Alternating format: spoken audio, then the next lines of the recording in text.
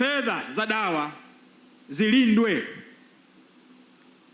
Fedha za dawa katika ngazi yoyote ni lazima zilindwe.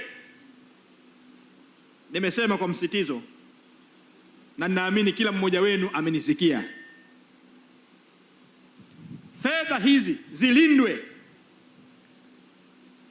Fedha hizi kama hazikusanywi vizuri katika afya ya msingi, wekeni mpango wa kukusanya fedha hizi.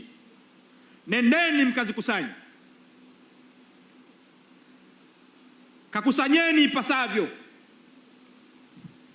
na zirejeshwe kwa matumizi yaliyokusudiwa ili mfumo uweze kuendelea kufanya kazi.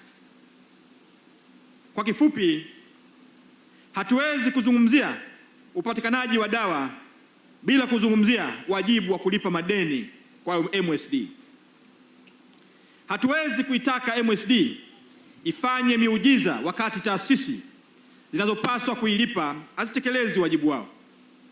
Wakati umefika kwa kila ngazi kubeba wajibu wake. Kulipa deni kwa MSD si hiari, ni msingi wa kuokoa mfumo wa ugavi wa dawa nchini.